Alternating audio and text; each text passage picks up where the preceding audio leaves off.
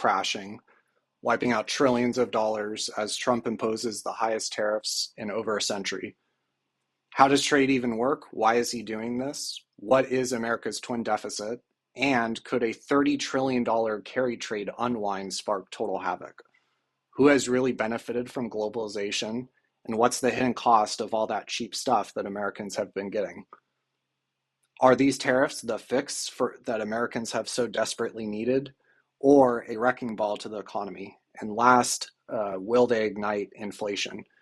So what is trade? This shows the balance of trade, and it refers to the difference between a country's exports versus their imports. And so here we see the US balance of trade, and we see a pretty insane looking trade deficit. $131 billion per month that we import more than we export. And you can see that the last time that we had a balanced trade was back in the 80s. Ever since then, it has been declining. The trade deficit has been widening.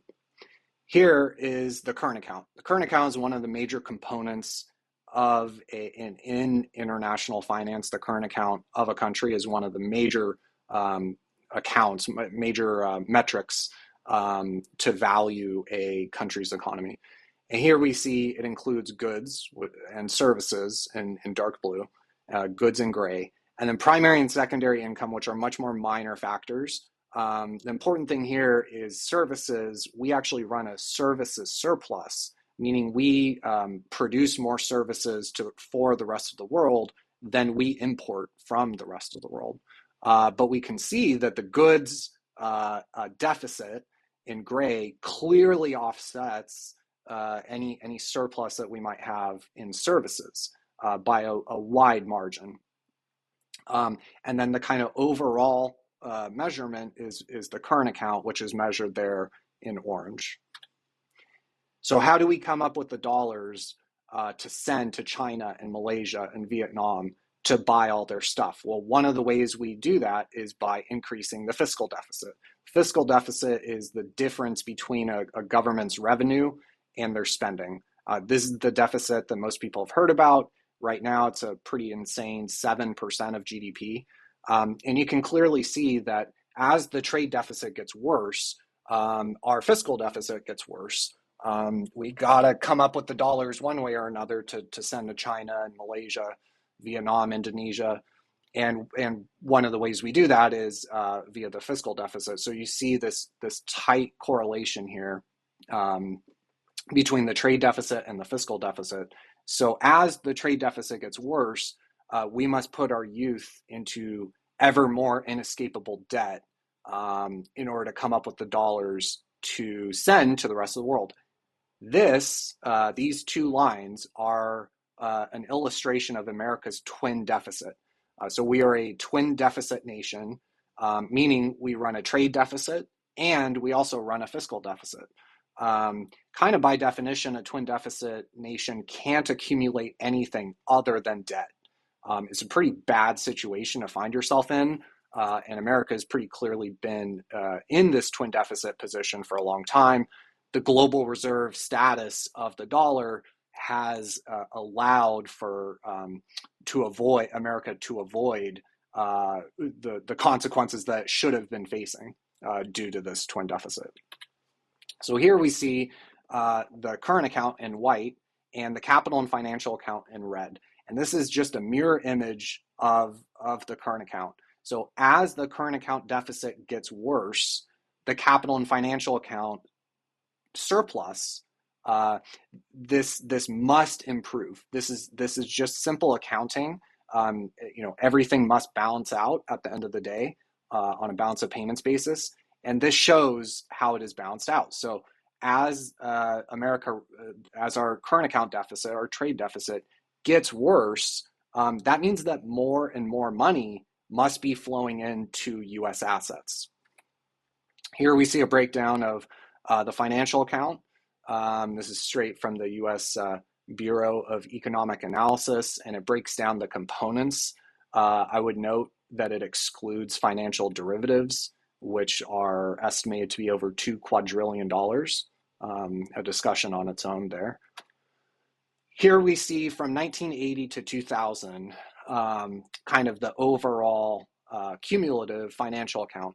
And so what we see here is a clear trend change, kind of in the early 90s when globalization really took off. We started running larger and larger trade deficits. Well, those larger trade deficits had to be balanced out by financial surpluses, meaning foreigners were pumping money into our markets. Net portfolio investment is kind of the major one to focus on for this video. Net portfolio investment means U.S. corporate bonds, U.S. stocks, U.S. real estate, treasury bonds. That is all portfolio investment where foreigners are buying our financial assets. This trend continued, but this zooms into kind of what I would call the early globalization era.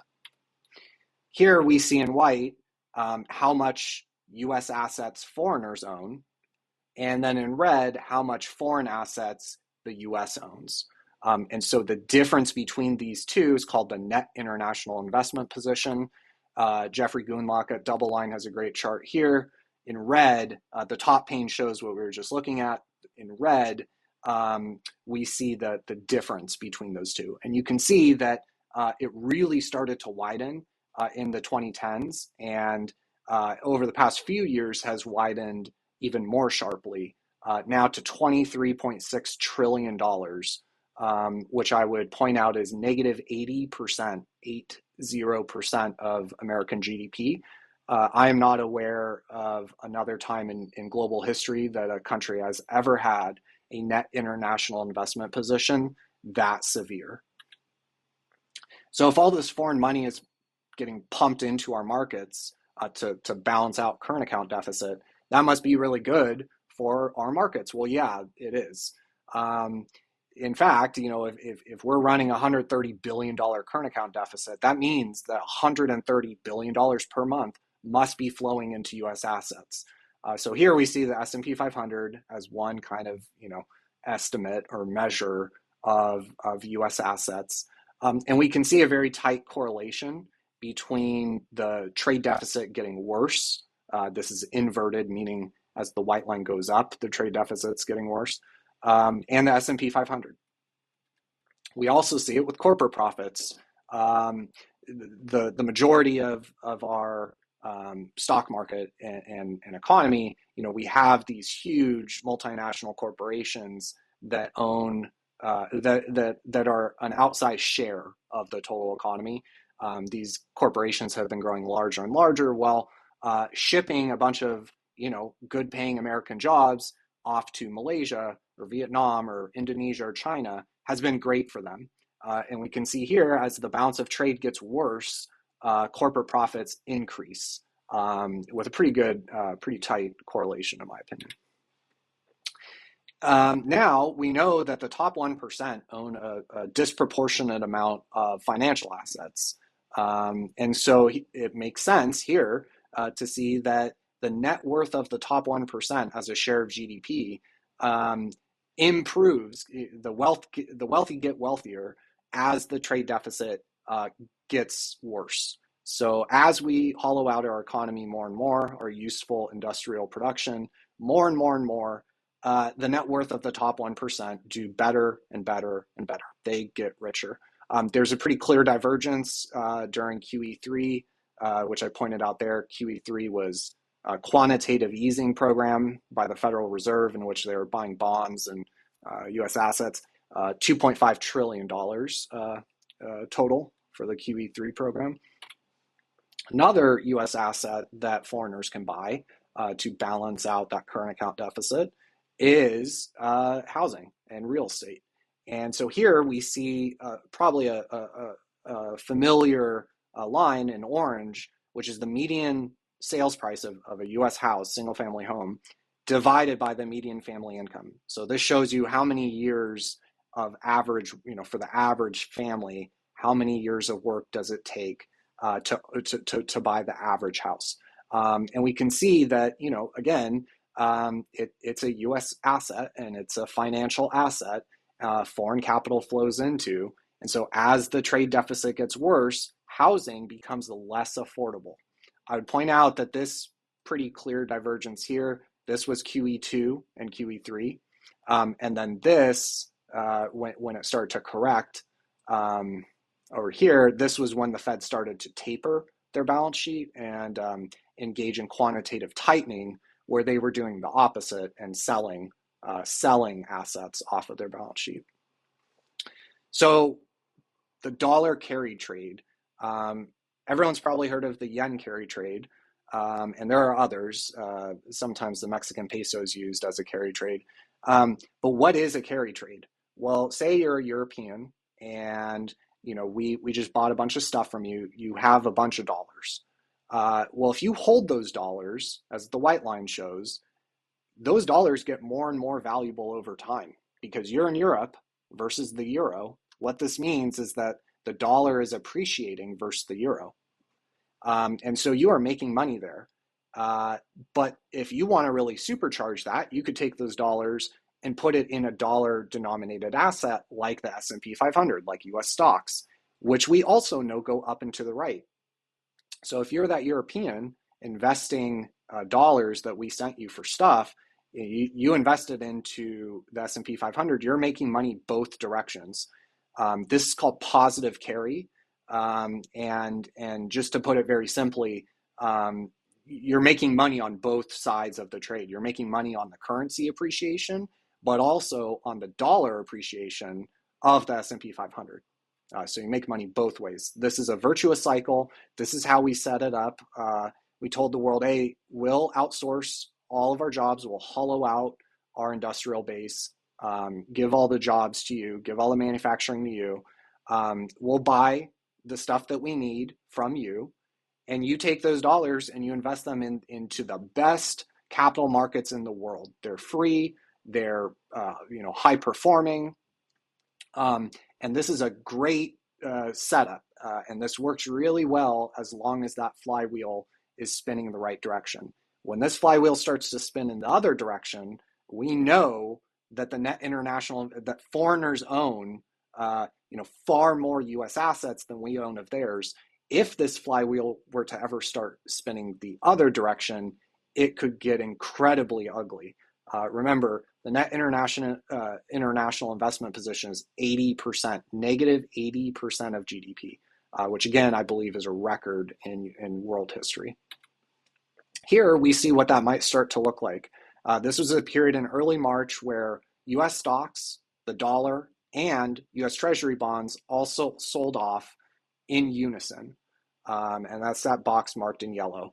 Just to put it very simply, say you're European, you own a Treasury bond, you don't want to hold that Treasury bond anymore, maybe. So you sell it. Well, now you have dollars, but you don't want dollars, you want euros. So you sell the dollars. And the same thing goes if you're a European holding the S&P 500. You sell your S&P 500, now you have dollars, but you don't want the dollars, you want euros, so you then sell the dollar. So what you get in a capital rotation story like this is all three major asset classes down in unison. Here we see the effect that a strong dollar has on the trade balance, the balance of trade. And it might sound counterintuitive, but to most everyday Americans, but as the dollar gets stronger, yes, it is good in that the stuff we buy on Alibaba from China gets cheaper, but there is a downside, which is anything made in America becomes less affordable for the rest of the world. And so here we see the trade weighted dollar just up and to the right, dollar strength. And we see that the trade deficit has declined, has gotten worse as the dollar has gotten stronger, making it less and less possible for US-based manufacturing companies to be competitive with US goods sold overseas. Here's another way to look at that, the trade weighted dollar index in white, which I think is a much better measure than the DXY, which a lot of people talk about. I think the The trade-weighted dollar is much more appropriate because it actually measures the dollar versus our actual trading partners, and relative share of how much trade we do with them. And so we see that again here in white. We see the dollar strength pretty much up and to the right over time. And in red, we see manufacturing employees divided by full-time workers. So this red line shows out of all of our full-time workers, what percentage of them are manufacturing employees. We can see that in the early 2000s, that just fell off a cliff as 5 million good-paying U.S. manufacturing jobs were shipped overseas. China was admitted into the World Trade Organization in 2001, and following that, U.S. manufacturing just got absolutely hammered, and even since has been in steady decline. And here we see in yellow, when China was admitted into the World Trade Organization, globalization really started to take off. Here we see two measures of the real purchasing power of the average American's wages. In white, we took the average hourly wage, divided it by gold. So this adjusts for currency debasement, money printing. And then in red, we took personal income and divided it by M2 money supply, which again adjusts for currency debasement.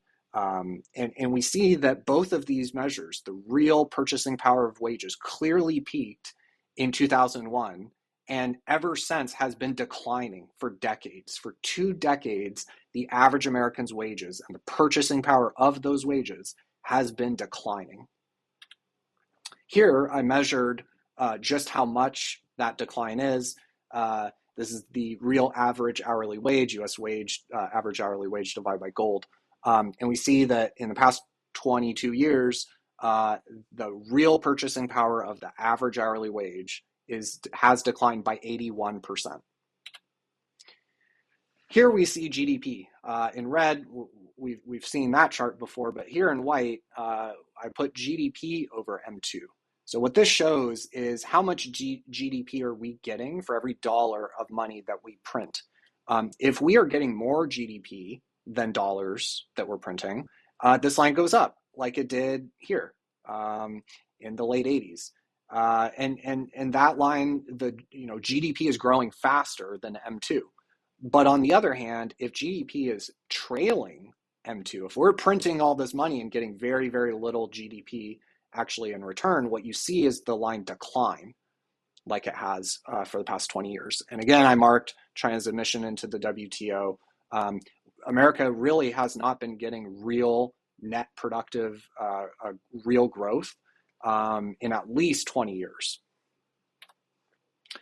And here I threw on the bottom the inflation adjusted S&P 500. So take the S&P divided by gold. It's one way to adjust for inflation and currency debasement. And we see that it peaked right around the same time that real GDP and real personal income peaked. And it has been struggling pretty mightily ever since. So who's been benefiting? Well, we mentioned corporations before. Here's a chart that throws corporate profits, the balance of trade, and the average hourly wage, the real purchasing power of that wage, all three on one chart. And so we know corporate profits go up as the trade deficit gets worse, and we can see the pretty clear, trend change. Balance of trade and corporate profits were already trending up in the early 90s, but they really kind of took off in the early 2000s. And then we see the peak in the average hourly wage, the real purchasing power of that average hourly wage. And we can see that again, the average American's purchasing power of their average hourly wage has declined by 81% in the past 20 years. So they are clearly not benefiting. Here's another concept. In economics, people talk about capital versus labor, and which is prioritized, and the policy, policymakers and who they choose to prioritize. Here's one way to kind of visualize that. I took the S&P 500 in white as a proxy for capital, and then I took the average hourly wage in red as a proxy for labor. And we see that since 1971, the S&P has grown 8 times faster than the average hourly wage. If wages had kept up with S&P 500, the average hourly wage would be $240 an hour. It is not. It is $31 an hour, somewhere in that ballpark. So this is a bit provocative, but I think it is, a pretty pertinent chart for everyone to get familiar with. This is wealth inequality. This is U.S. wages, the average hourly wage, divided by GDP in white, which we know is declining. And then this is the net worth of the top 1% as a share of GDP divided by GDP in red. So we're using GDP as the same denominator across both measures. And this shows, are wages growing?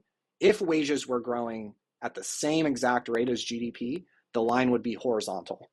It wouldn't go up, it wouldn't go down, it'd be horizontal. If your wages are growing slower than GDP, they always talk on the news, you might hear, oh, GDP was 3%. Well, if your wages only grew at 1%, this line goes down. So what this indicates is that the average hourly wage has not grown with GDP. But then the net worth of the top 1% has outperformed GDP. They have gotten wealthier at a rate faster than GDP growth. And so this red line goes up. And here's another kind of summary, I would say. We know the top chart, we've seen those measures before. I did throw on the velocity of the money supply, which is good proxy for kind of real economic activity. And you can see it follows real personal income almost exactly. But if all of these, if the average 99% everyday blue collar American has been falling further and further behind, and this economy has been serving them less, well, what has been propping up GDP? What has been growing faster than GDP? And so we look at corporate profits, the S&P 500, and government debt. All three of those have been outperforming GDP, meaning the S&P 500 and financial assets have been growing faster than GDP, corporate profits have been growing faster than GDP, and government debt has been growing faster than GDP. Here's a KPI for society, deaths of despair, which measures alcohol deaths, drug overdose deaths, and suicides, all combined into one metric. This is a common metric that sociologists use. And we see on the chart, I marked when China was admitted into the World Trade Organization, and this thing just went parabolic. So Americans are killing themselves at ever more increasing rates. In fact, the suicide rate has not been this high since the Great Depression. We know drug overdose deaths are completely parabolic, over 100,000 per year. Mainly young men are dying of drug overdose deaths. You combine all the kind of deaths of despair into one metric, and you see pretty clearly that since 2000, something has been deeply, deeply wrong. We know that real GDP peaked in 2000. We know that the real purchasing power of wages peaked in 2000. We know that money supply velocity peaked in 2000. And ever since then, whatever we've been doing for the past 20 years has not been working. So tariffs, are they inflationary? I did an article, which you can find on my X account, back, I think in August of 24, that examined the inflationary impact of tariffs. And what I found, and this is similar to Stephen Moran, I didn't read his paper until after I did this article, but he came to very similar conclusions, which is during Trump's first administration, tariffs were not inflationary. And the reason they were not inflationary was the currency offset the price increase. So basically, you're not taxing Americans, you're taxing the foreigners. You're taxing their savings, their wealth. And here on the top pane, we see the Chinese yuan versus the US dollar. So Chinese yuan is the numerator, meaning if this line is going down, the Chinese yuan is getting weaker versus the dollar. And we can see that from the minute Trump started to talk about tariffs, their currency started to fall. Their currency started to depreciate. And I put all the various kind of key milestones of the first round of tariffs in there that you can take a look at. But generally speaking, it fell 12%. The dollar got 12% stronger versus the yuan is another way to think about that. And then in the lower pane, we see consumer price inflation, which is CPI. This is the main measure you've probably heard of when it comes to inflation. And we can see that during that time period where the tariffs were being announced and the Chinese yuan was weakening, we can see that CPI was actually below the Fed's target of 2%. So the baseline here is 2%. And we can see that during this time, CPI was actually below the Fed's target. The Fed, it might sound crazy, especially what we've been through recently, but inflation was not high enough for the Federal Reserve.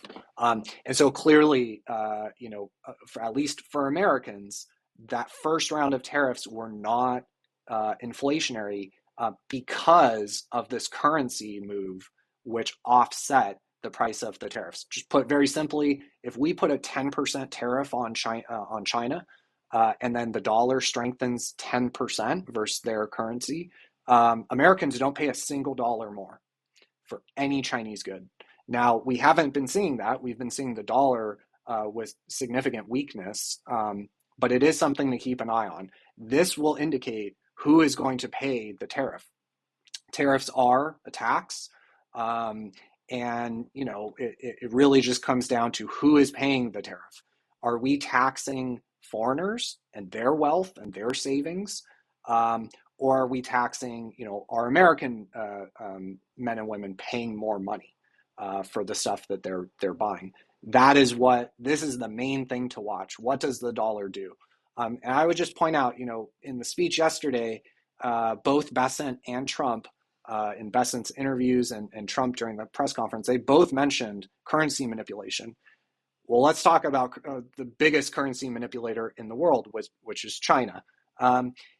Very, very simply, under a gold standard or a Bitcoin standard, some kind of hard money, sound money standard, if you run a trade surplus with the rest of the world and you produce more value for the rest of the world than you bring in, than you consume, and you run a trade surplus, gold flows into your country. Going back to the dynamics we were talking about before, for China, if they're producing much more stuff for the rest of the world than they need, they are producing more value than they are consuming, meaning they accumulate wealth.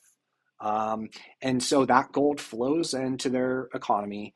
The gold is collateral with which money is created, more money and economic activity, stimulating the economy, on and on and on. The economy does so well and is so strong that eventually their currency gets so strong that their stuff is no longer competitive for the rest of the world. So now they might start running a trade deficit, meaning some of that gold they had accumulated starts to flow out of their country. Well, then the currency starts to fall, right? Their economic activity is slowing. Gold is flowing out of their country. Their currency starts to fall. Well, eventually their currency gets to a point where it's weak enough that now all of a sudden their stuff is competitive. Now the prices of their stuff is competitive. And so people around the world start buying their stuff again. Gold starts flowing back into their country. And this, as you can see, hopefully this is an ever-changing kind of fluid, self-adjusting mechanism that currencies are supposed to have to address imbalances in global trade. One of the reasons that global trade has gotten so out of whack is that you have foreign countries manipulating their currency. So countries like China that run this insane, like parabolic trade surplus, their currency is actually weakening. It's doing the opposite of what should be happening. And the Chinese government, is a communist socialist government, command economy, and everything is at the whim of the CCP. And if they devalue their currency, competitive devaluation of their currency, it makes sure that their stuff is competitive for the rest of the world. If it worked fairly, this as the Chinese trade surplus gets bigger and bigger, their currency gets stronger, and eventually it's so strong that, like, maybe you're an American, that Chinese Bluetooth speaker might not be more affordable than the American made, right? So you stop buying the Chinese made Bluetooth speaker and you buy the American, and China's economic activity, their sales would slow down, and eventually their currency would weaken, making their stuff more effective, more price effective, or competitive. People start buying their stuff again, right? This is a fluid. This is the way it's supposed to work. This is not the way that it has been working.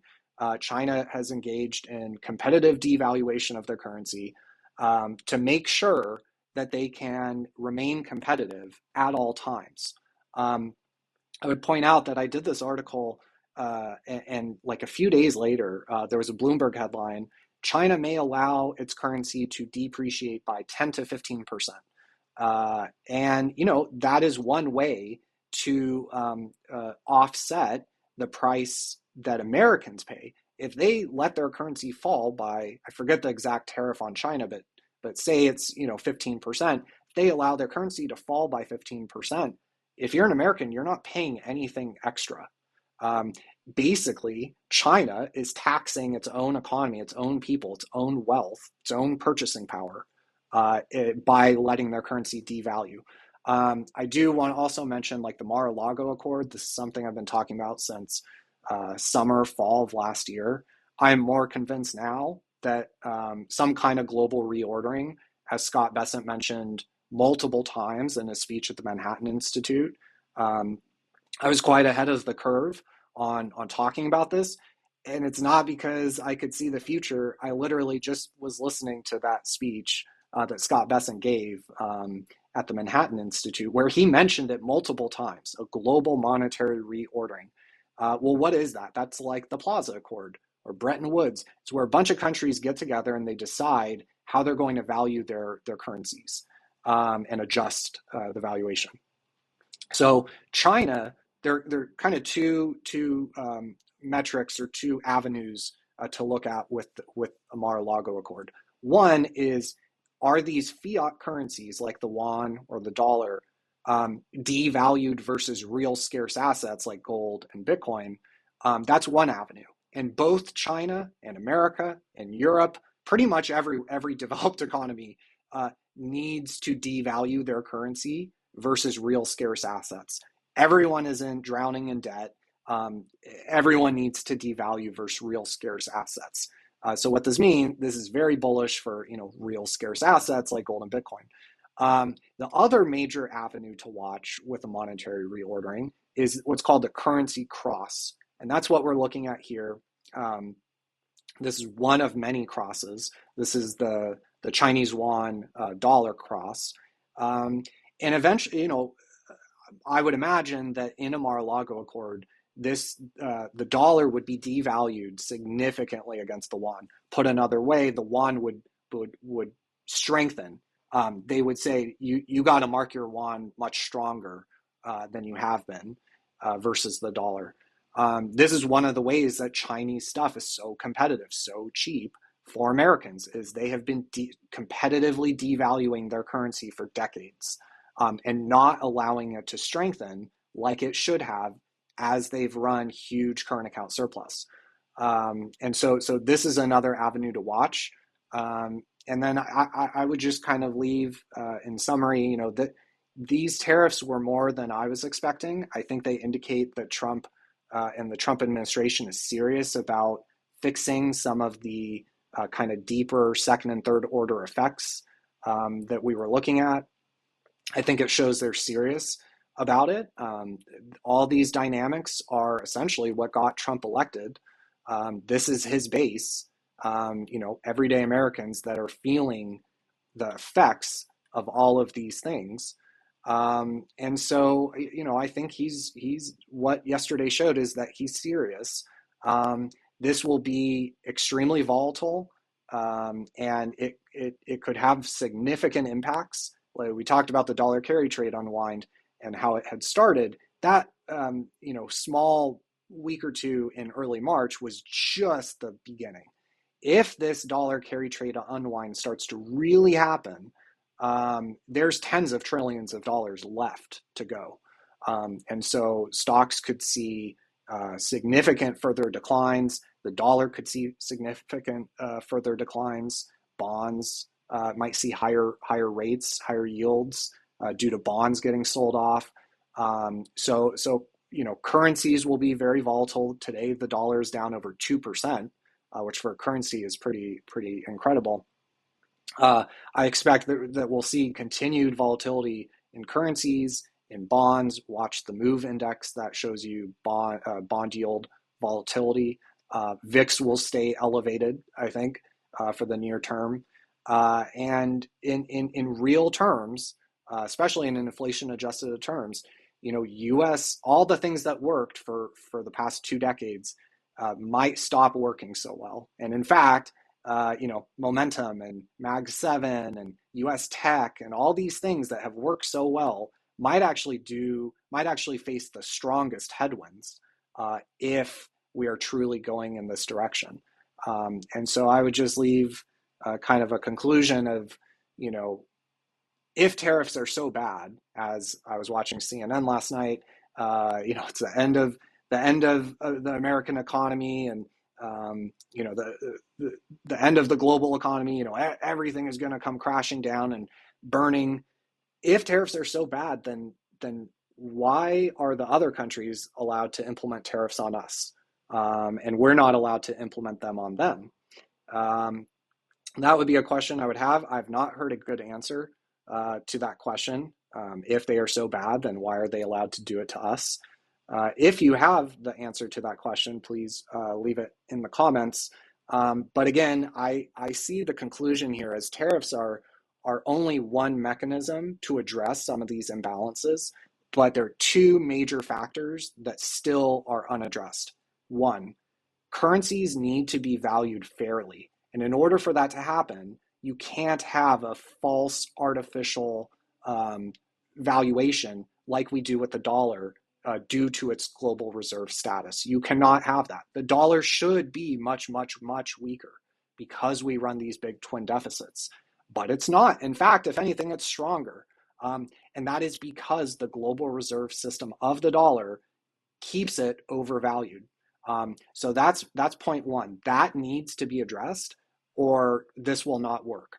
The other point that needs to be addressed is the fair valuation of other currencies. And again, I think that's addressed through something like a Mar-a-Lago Accord, a global monetary reordering, as Besant said multiple times. That is the way that you solve that problem. But just tariffs alone are not enough to fix some of these systemic structural imbalances. And they need to address the dollar, its reserve status, and they need to encourage a transition away from the dollar and dollar-based assets towards something neutral like gold or Bitcoin. And what that means is that the dollar flywheel that we were talking about earlier, that needs to start spinning in reverse. If we are serious about fixing some of these imbalances, we must get that foreign capital out of dollar-based assets and into something like gold or Bitcoin. There's no 2 ways about it. The dollar needs to be valued fairly based on fundamentals. And the only way for that to occur is the removal of the reserve status of the dollar, meaning foreigners no longer recycle their trade surpluses into dollar-denominated assets. They recycle, you're China, you run a huge trade surplus, well, you buy gold or you buy Bitcoin. That is the way to fix that and address that issue. And then, of course, like I mentioned, we need to, tariffs will not work unless we address currency manipulation. And it's ironic that, one could argue the dollar is incredibly manipulated due to this kind of price insensitive structural persistent bid from the rest of the world. So those 2 concepts, those 2 ideas need to get addressed, or I don't think that this will really have the effect that they would like. I'd also point out that this is probably a 5 to 10 year process. This is not going to be quick. It's not going to be easy. It's not going to be cheap. And it's a long-term bet. It's a long-term bet that American wages stop declining in real terms. It's a long-term bet that wealth inequality starts to actually improve, and the bottom 90% actually start to get ahead and catch up to the ultra wealthy. And these things do not happen overnight. They're not quick. They're not easy, and they're not cheap. So there are certainly struggles ahead for them. But that's my thoughts on the tariffs. And if you have any thoughts, leave them in the comments. I would really like to hear an answer to the question: if tariffs are so bad, why is it okay that all these foreign countries do it to us, and we are not allowed to do it to them?